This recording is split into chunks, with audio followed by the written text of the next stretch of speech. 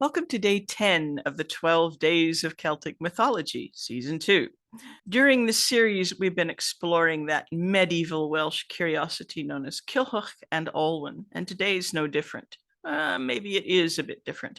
So usually I start by telling a section of the story. However, I recently told the next part of the story in another video, and I think you'll enjoy it. So I'm going to share it with you now within this video. You don't have to go look for it. And I'll join you for more of the story after that. Once there was a lovesick young man called Culhwch, but he wasn't lovesick in the ordinary way. His stepmother had sworn a destiny on him that he should love no other than the maiden called Olwen. Perhaps Culhwch didn't know it, but at that moment the fate of the world fell onto his shoulders, and very inexperienced shoulders they were. But lucky for Culhwch, his cousin was the great Arthur, and it was to Arthur that he went, rightfully seeking help from his kinsman. Olwen's father was a terrible giant called Prydein, and the older he grew, the greater his size and his temper became, and the more he neglected the care and protection of his kingdom. Prydein knew that Olwen must marry soon, and yet he knew that the hero who won her would take his kingdom and his life from him. And while awaiting that day, his land languished as it longed for the renewal of its king. Prydein demanded that Culhwch pay a bride price for his daughter, one that was so dangerous to obtain that it would surely be the death of any suitor. That payment included a comb, razor, and shears, which were lodged in the bristles between the ears of a huge and terrible boar known as Twrch Trwyth. The hunting of Twrch Trwyth was a foolhardy enough question itself, but Prydein made it known to Culhwch that he would never accomplish it without a special dog called Drydwen, and only one hunter in the world could hold Drydwen on his special leash in order to control him. Mabon, son of Modron, was that hunter.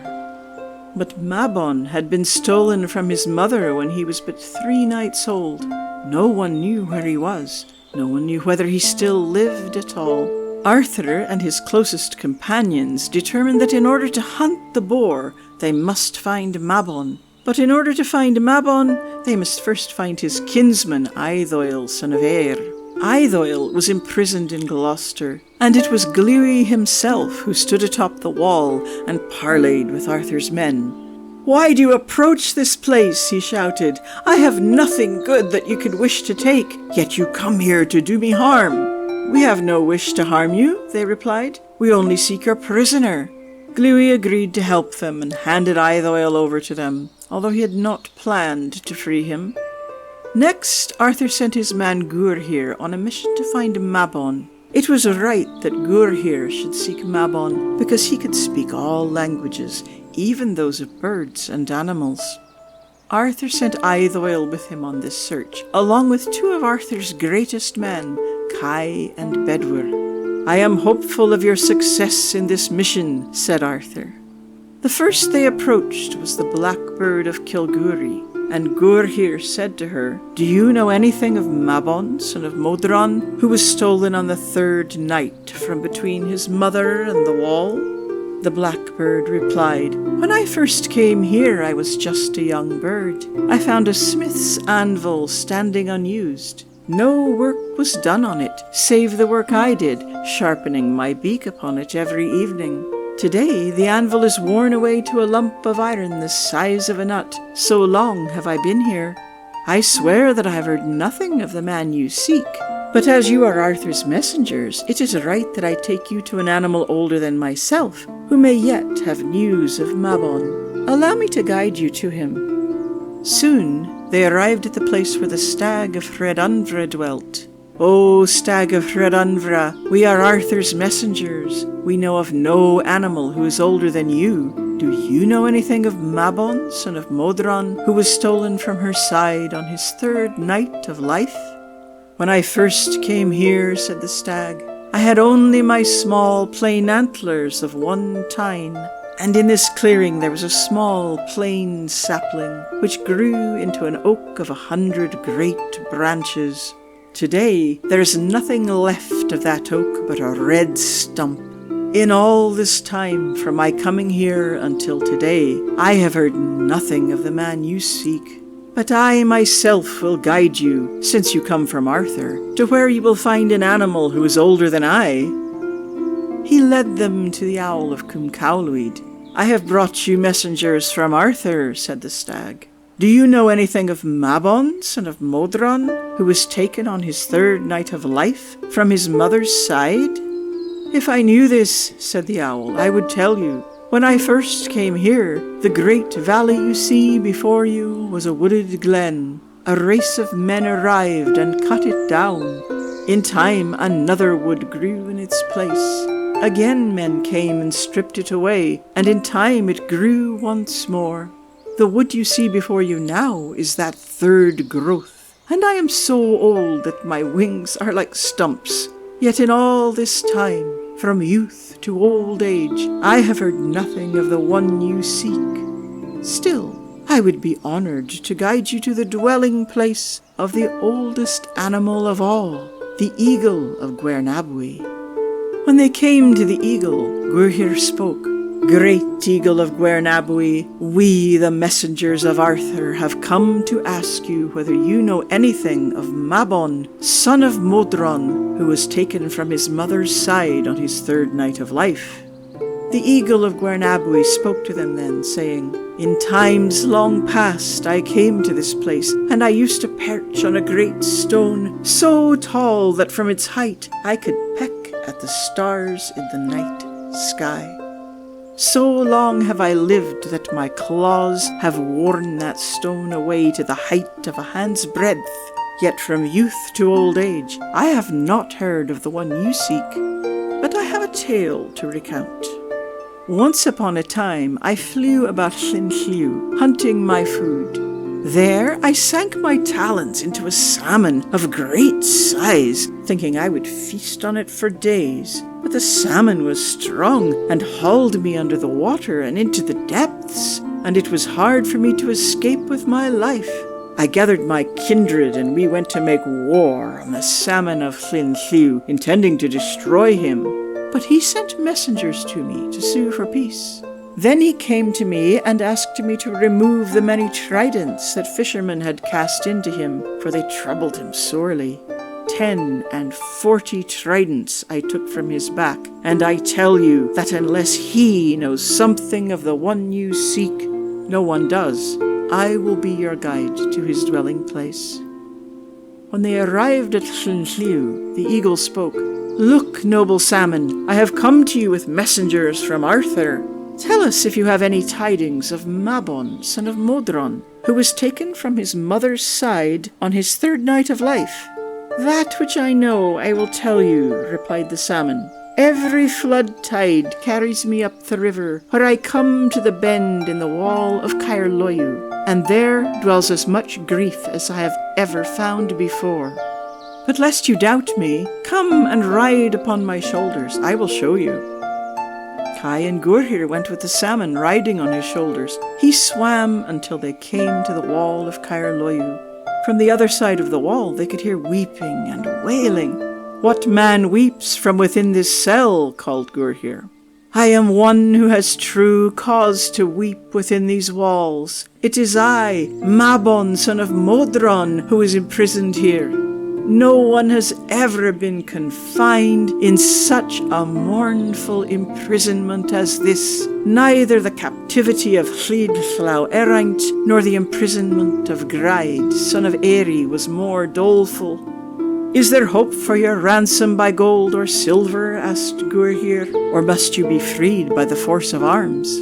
"What there is left of me to save," said Mabon, "must be taken by force."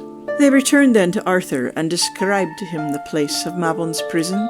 Arthur summoned the warriors of Britain, and they marched on Caerloyw, where Mabon was held captive. Kai and Bedwyr went on the shoulders of the salmon to the wall of Mabon's cell, and while Arthur and his men attacked the fortress on land, Kai broke through the wall and freed Mabon, son of Modron. He carried Mabon from that place and joined the fight, and afterward Arthur returned home with a freed Mabon. Now, once Mabon was safe, they decided to look for the two necessary dogs, the whelps of the bitch Rimi. Finding her was easy, but the three hounds had been turned into wolves and were going about the country killing livestock. They had their den in a cave on the shore, so Arthur took to his ship, Prydein, while the others went around by land. And in this way, they soon had these wolves encircled, and then God restored them to their original form as hounds for Arthur. The whelps were taken in hand, and Arthur's men dispersed once more.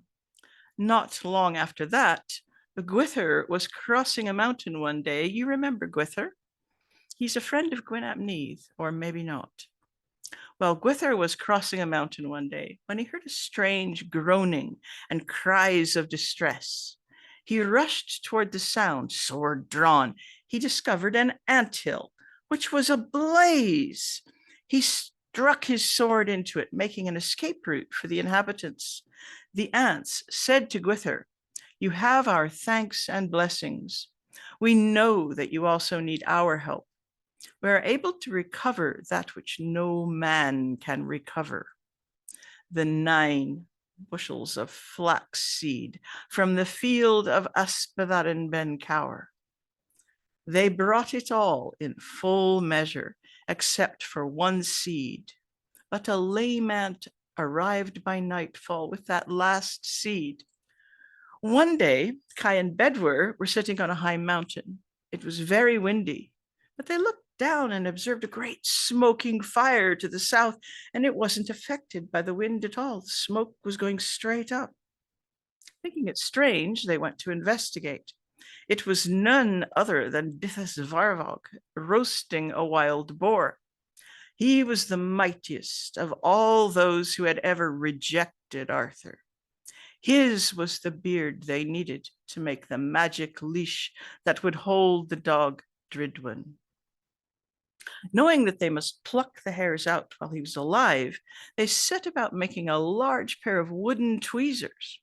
They waited while he ate his fill of the boar, and then he fell fast asleep. As he slept, they dug a deep pit under his feet, cast him in, and buried him up to the neck.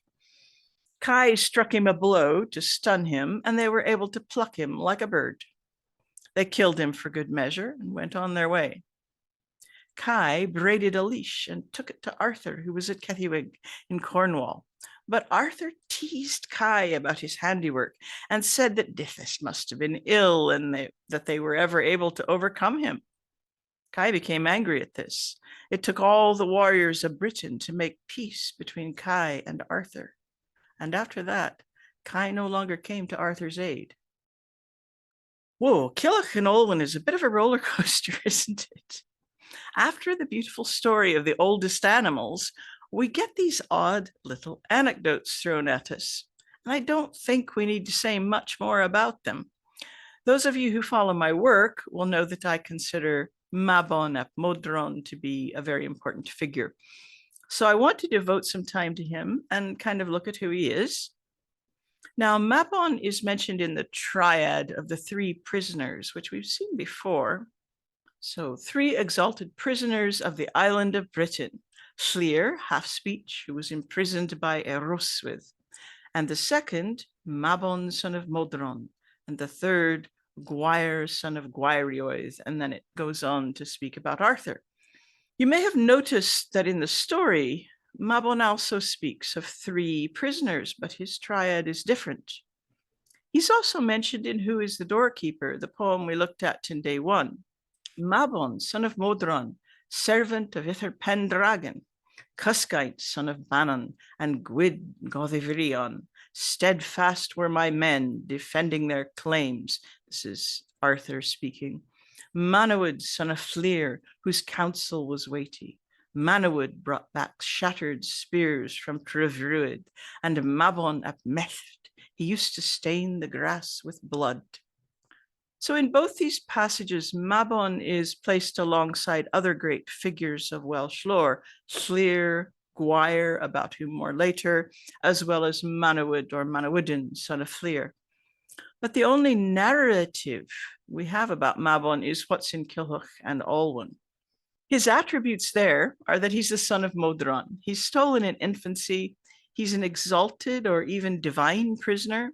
He's missing for an immeasurably long period of time. And he's very skilled. He's a skilled huntsman and a dog handler. You may remember a mention of Modron in a triad when we were looking at the women in the court list. So this was the triad about the 3 womb burdens. The second, Owain, son of Irian, and Morvith, his sister, who were carried together in the womb of Modron, daughter of Avathach. If there's any doubt as to who Avathach is, a related text about this birth calls Modron the daughter of the king of Anuvan. So this isn't just some guy called Avathach, it's the Avathach. Avathach and Modron might be considered to be deities or perhaps members of the Tulwith Teg, but here she's not giving birth to Mabon, but to children of a famous king, a mortal, a historical mortal, Irian of Rheged. This gives us an important clue as to Mabon's identity. So what's on your map here is roughly the part of Britain that we are referring to when we speak of the Old North. Obviously, Scotland and England didn't exist yet. There was no border, but the modern border is a good reference point. Irian's territory, called Rheged, was probably in the area I've shaded gray, but the exact extent of it is just a wild guess. It probably wasn't all of that shaded area. Scholars generally agree that Mabon at Modron is the Brythonic or Welsh reflex of a deity called Maponos. Maponos was worshipped in Gaul and in Britain. All of the evidence for Maponos in Britain is on this map. All those orange dots are something to do with him. Some represent Roman period altars and inscriptions. The rest are place names referencing Mabon. There's a particularly strong concentration of them around the head of the Solway Firth there. It's thought likely that Irian would have held that area. So we have a curious situation here. Mabon, a deity, is the son of Modron. At least 2 of the children of Irian, a historical person, I know I said that before, are said to be children of Modron also. So just to add another thing to the pot, the area just north of the Solway, up here, was once the territory of the Selgavai, a tribe whose name means the hunters. In the Roman era inscriptions, Mabon is often paired with Apollo, who's also known for hunting, among other things. So perhaps this helps us to understand a bit more about the nature of Mabon as he relates to Maponos. And if Maponos was an important northern deity, it might explain why so much time is devoted to him in Kilhuch and Olwen, which is often focused on the north, even though it places Arthur in Cornwall. Perhaps the story of the oldest animals was part of a lost myth of Maponos. It's also possible that in an earlier version of Mabon or Maponos myth, he actually underwent animal transformations. It's not uncommon in Celtic stories for a character to get great wisdom or knowledge or poetic ability through a process of animal transformations. Taliesin in the Welsh tradition and Fintan mac Bochra in the Irish tradition are 2 examples of that. And there are hints which connect Mabon to poetic inspiration as well, if you kind of scratch the surface, which we'll do a bit tomorrow. A lot of emphasis is placed on Mabon, the stolen infant in Kilhuch and Olwen. Variations on he was stolen from between his mother and the wall when he was 3 nights old are repeated many times. This might bring to mind another story, the first branch of the Mabinogi, where Rhiannon's infant son Prydein is stolen from her side by otherworldly forces while she's sleeping. We'll look further into that connection tomorrow when we go on with the story. Now, Here's today's challenge question. In the search for Mabon, great emphasis is placed on the extreme age of the animals. Either that's echoing some ancient understanding of Mabon and maybe Maponos, or the storytellers emphasizing it for some other reason. Both might be true. What do you think that meaning is? Why is Mabon's very long existence so significant? So I'll see you tomorrow for episode 11. Bye-bye for now. As the Romans retreated from Britain, a new dynastic order rose up in what is now southern Scotland and northern England. Later known by the Welsh as Hen Ogledd, the Old North, its heroic and poetic remembrance is one of the most beautiful and often overlooked flowerings of Celtic-speaking culture. Did the people of early Wales and the North really consider Arthur to be their greatest native king? Or was a more important figure Éireann of Rheged? Maybe he was simply overshadowed by tales of King Arthur. Maybe Arthur was bigged up by Norman storytellers whose agenda was consolidating Britain into one homogeneous state. Honestly, we can't be sure what was intended, and anything like accurate history for this period is absent. Now there's an entire industry devoted to speculation about Arthur, Merlin, and the so-called Dark Ages in Britain. They say the winner gets to write the history. History is what we lack here, but it's true that the literary accounts of the Norman storytellers have received a lot more attention than those of native storytellers and poets. Part of the problem is linguistic. The Latin, French, and English of the Norman tradition has been more widely translated than texts in Middle Welsh until the past few decades. Now that good translations have emerged, I think it's important to hear the words of native Britons, whose bards were trained to preserve lore over many centuries. The stories they tell offer a very different perspective. Even in translation, the poetry with which they tell their stories remains beautiful and moving. If you're open to it, I think it conveys something just as important as when kings reigned or the location of battles. In this series of classes, we'll explore these tales and how they might reflect more history than you'd expect. This is a story which often puts Éireann at the center, one in which we find many of his kin and associates being rewritten by the Norman tradition as Arthur's knights and ladies. As well as Éireann, we'll consider Welsh literature about his son Owain, we'll talk about Taliesin and Myrddin, and meet the tragic warriors of the Gododdin. We'll bump into a few Christian saints and native deities along the way. If you share my enthusiasm for these topics, I hope you'll join us.